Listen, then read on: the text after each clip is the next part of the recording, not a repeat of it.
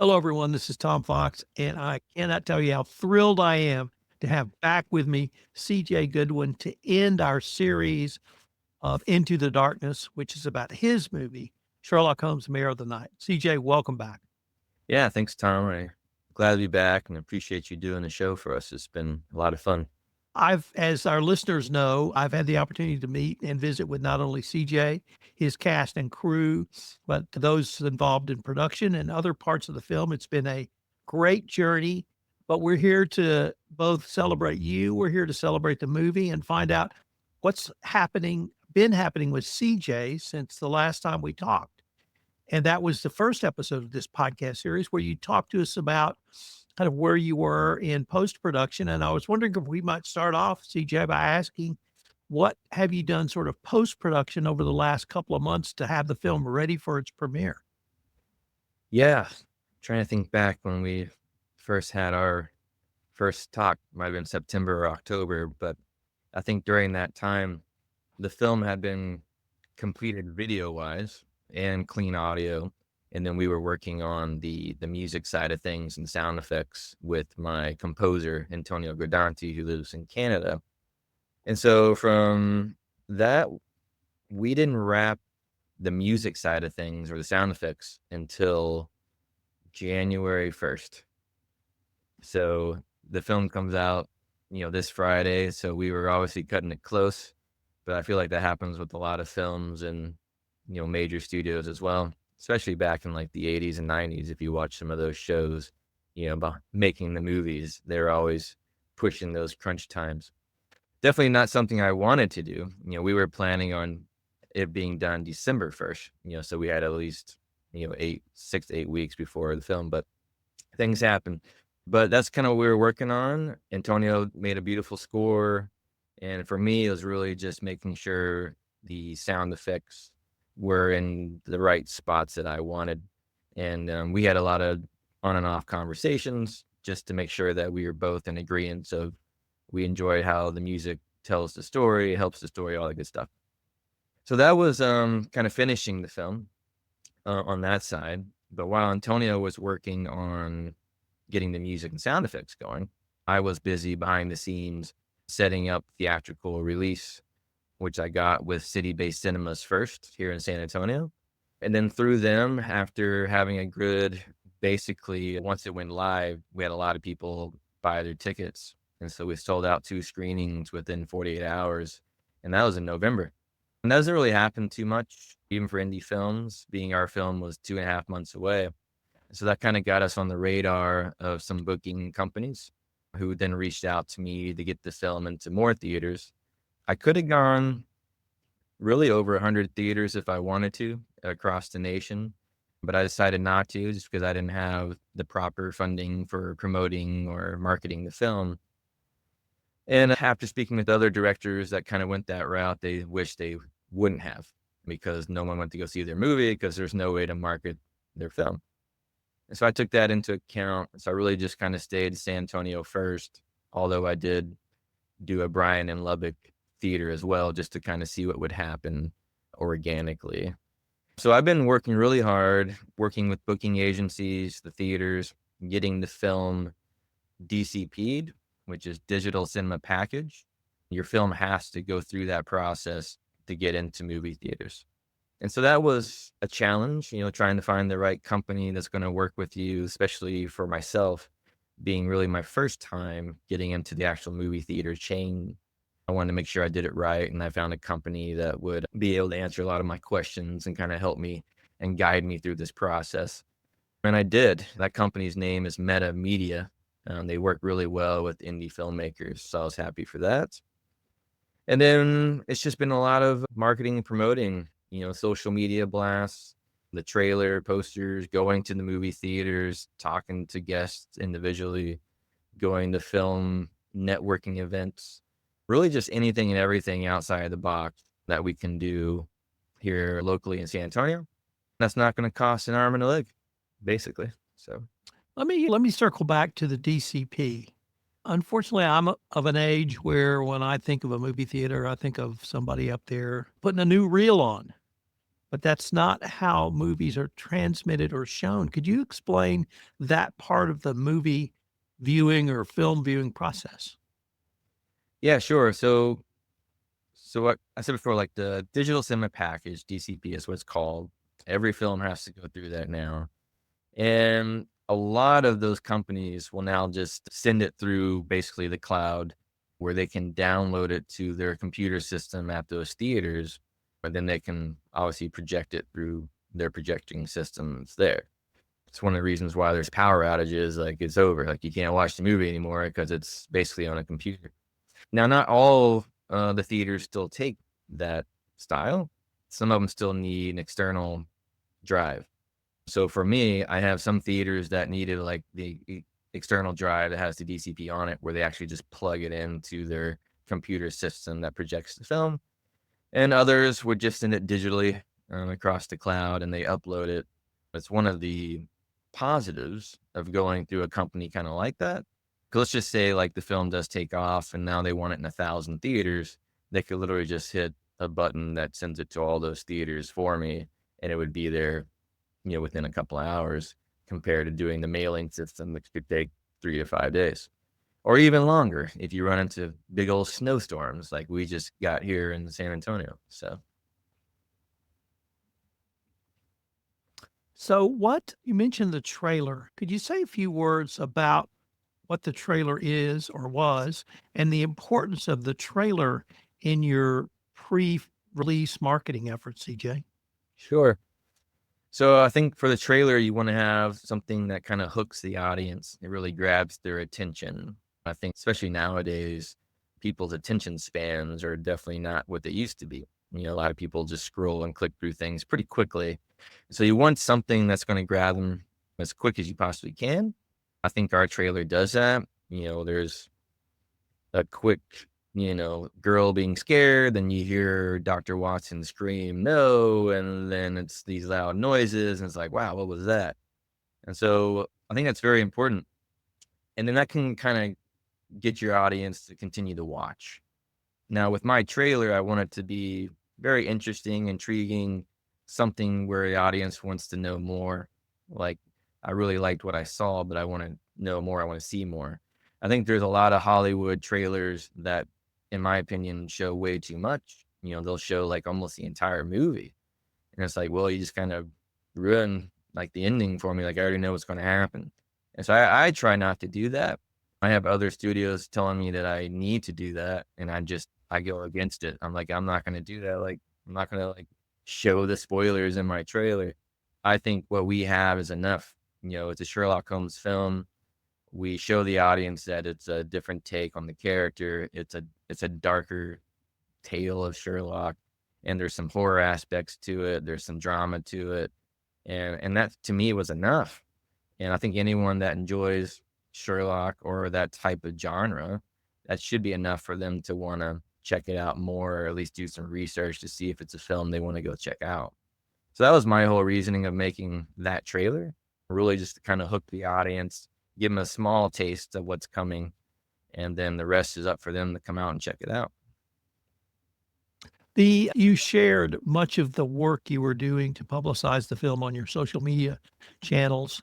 And so I got to sort of follow you in that part of your journey. Was it literally just calling individual theaters? Was it dealing with movie chains? Were there agents or other third parties involved? What was that? Or maybe all of the above? Yeah, so I think as an independent filmmaker, you're going to be reaching out to a lot of the theaters yourself, trying to get in contact to set up certain deals.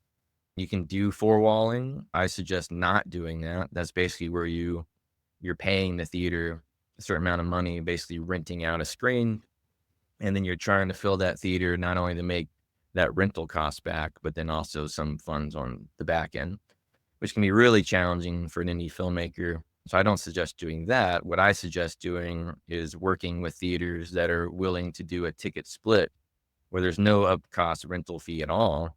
They like your product. They know you're going to work really hard on your end to bring the audience to the theater.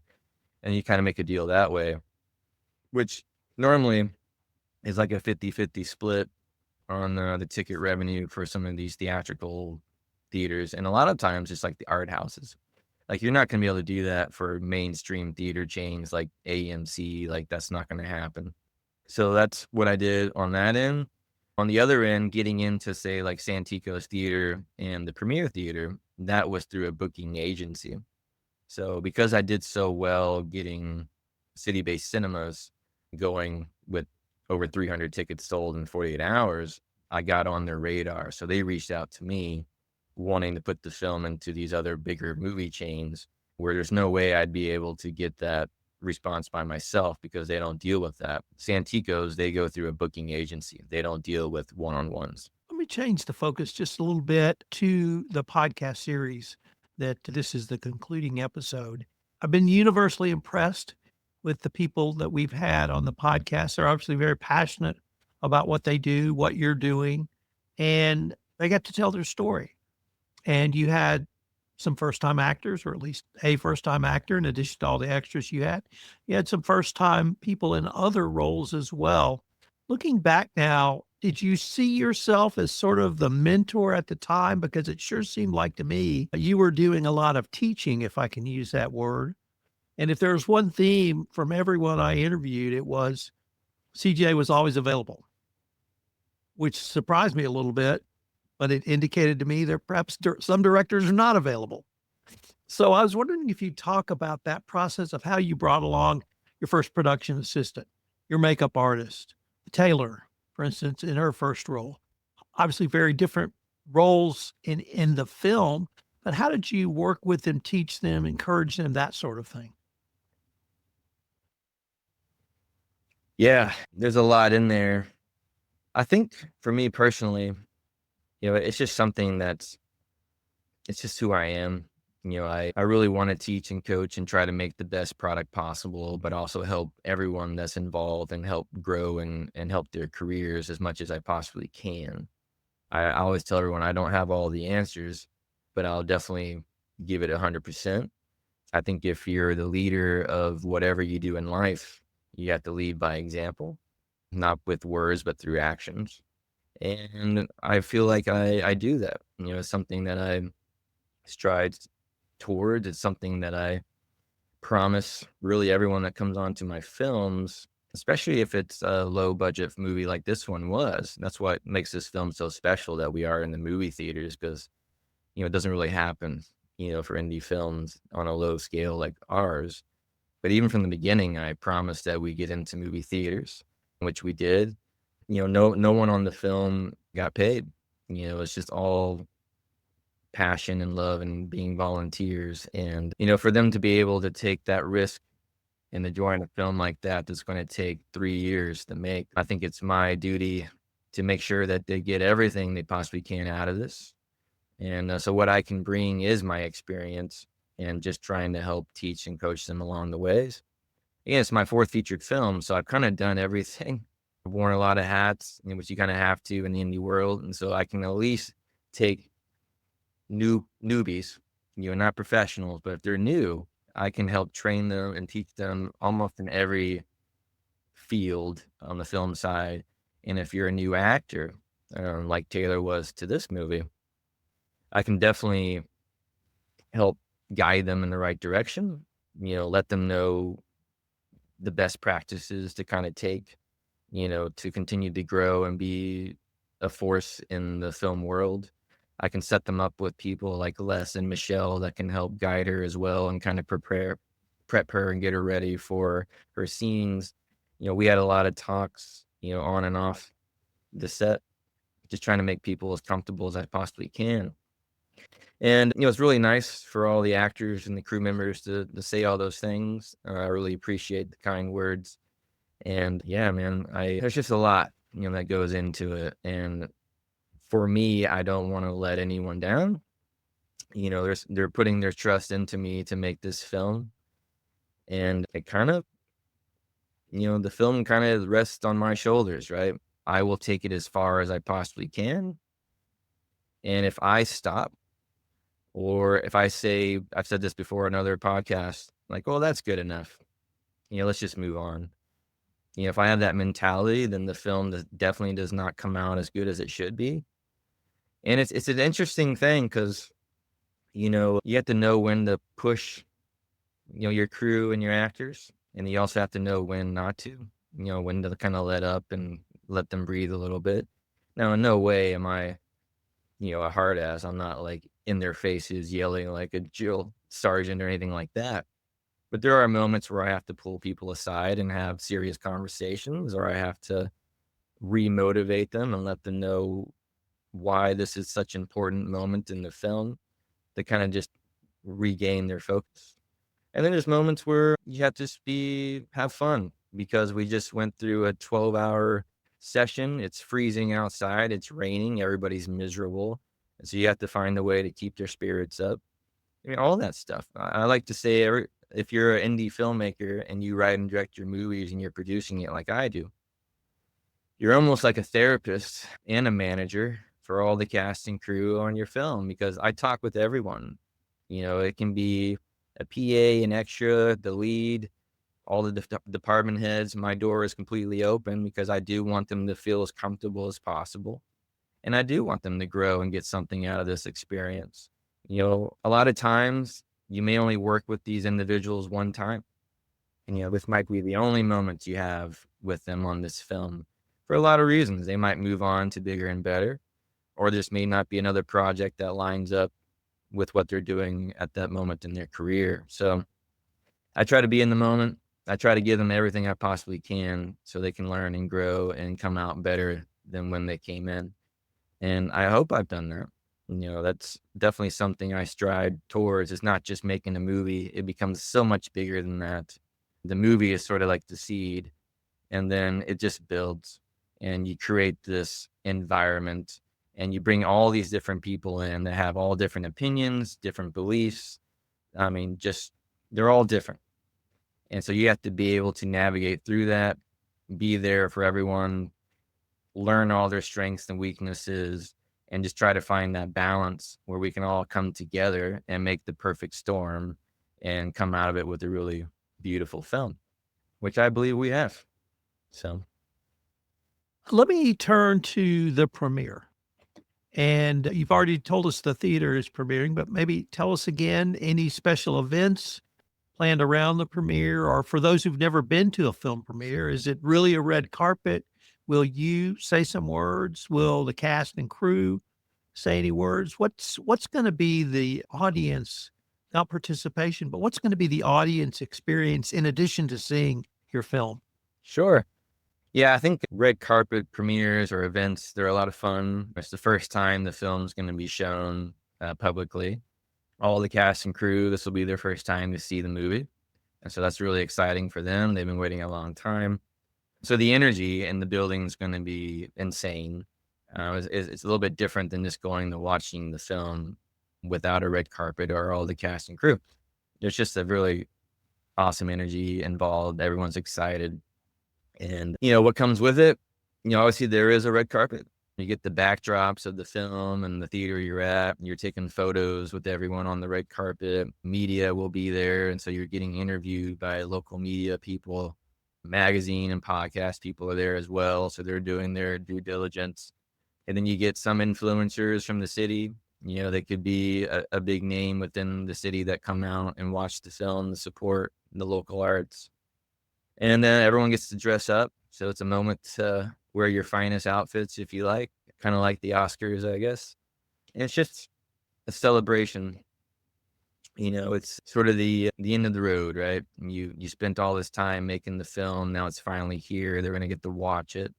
And so it's in the beginning, it's a lot of love and excitement, and then after it's over, it's, for I think everyone's gonna be on a high still, but, for me, it's like, well, that's it. I just spent 3 years for this moment, and the film will continue to do things, in theaters, hopefully for the next few months, but then it's over, and then it's on to the next, and it's crazy how fast that happens. You spend 3 years of your life for a 2-hour movie. So I think if you're in the arts, you have to be a little crazy and passionate because that's what you're doing. And so it's gonna be a lot of fun though, man. There's a lot of cast and crew that I haven't seen since filming, so it'll be fun to reunite and see them. I think one of the things that people figure out in the film industry, if they don't already know this, and I had to tell some of the newbies as well, we're always going to have a connection. This film will always connect all of us in some way or form.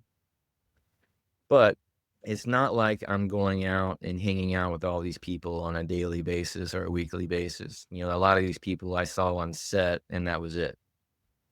So it's not like we become like best friends and we're hanging out all the time.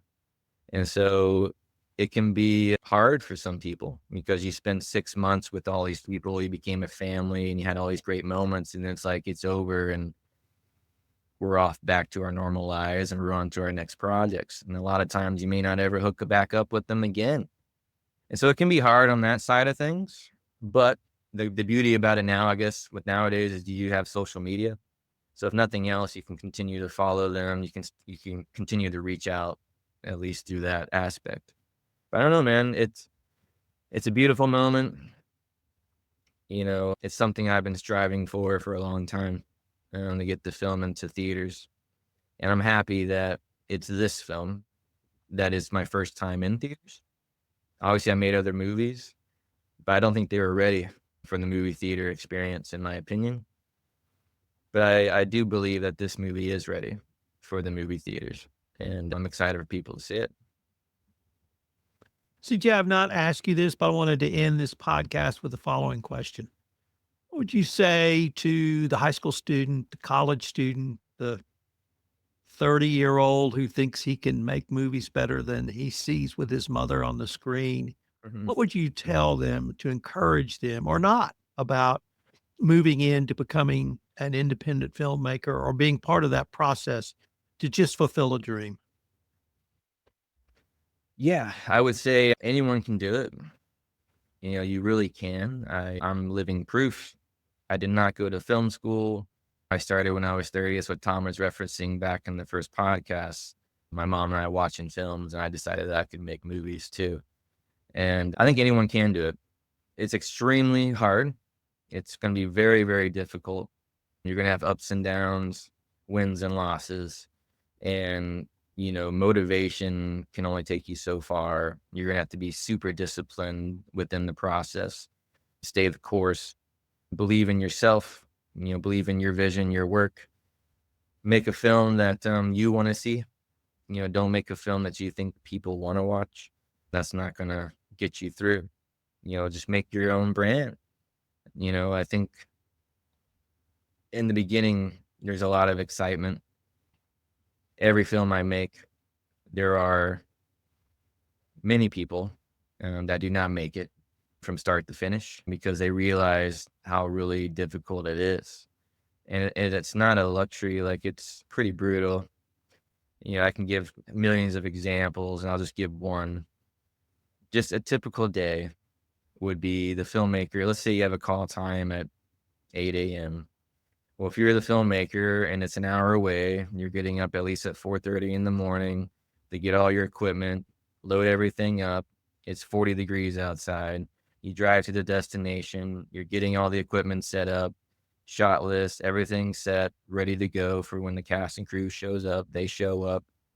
You go through the filming techniques, all the stuff. You do like a 15-hour day. Now it's like midnight and you start breaking stuff down. You drive home at 1 or 2 o'clock in the morning and you wake up and do it again the next day. So that is a typical featured film life. And if you don't have that discipline and drive to push through, then yeah, you're not going to make it. And that's why a lot of people don't. I think the dream is always there, but man, I feel like just like anything in life though, like it doesn't really matter what you're doing, like whatever profession you take on, like it's extremely hard and you just have to be disciplined with it, and that would be my message to everyone, that anyone that wants to make a film, you can do it. You just got to stay disciplined, do your homework, do your due diligence, make sure pre-production is super solid before you go into filming. And then as I preach all the time, you need to be patient. A lot of people want to try to get something out as soon as possible. Be extremely patient. And on the technical side, make sure your audio is perfect. That's more important than anything else that you'll have when you're filming. So, CJ, if our listeners wanted to find out more information about the release locations, venues, and where they could buy tickets for the release after the premiere, where would be the best place or places for them to go? Yeah, we have a few. The easiest one would be our website, SherlockHolmesMareOfTheNight.com. If you go on there, it has all the locations that we're showing the film at, along with where you can buy tickets. Um, or you can definitely just follow myself on Facebook, mainly, and you'll see a lot of the updates of where I'll be going with the film. Um, those are probably the two main spots, to be honest, that I would push people to check where it's playing. But yeah, follow us, man. I hope everyone can follow along the ride, whether it's on the Sherlock Holmes Mare of the Night social media pages or just myself. We have the film in theaters this coming weekend here in San Antonio. And then we'll be at the Callow Theater in Kerrville, February 23rd. And we'll be doing the red carpet there as well. So it'll be a lot of fun for the Hill Country people. Well, CJ, I wanted to thank you again. It's been a ton of fun, and I can't wait to see what you come up with next. Thanks, Tom. Yeah, I really appreciate you doing this for everyone. It was a lot of fun speaking with you about the film.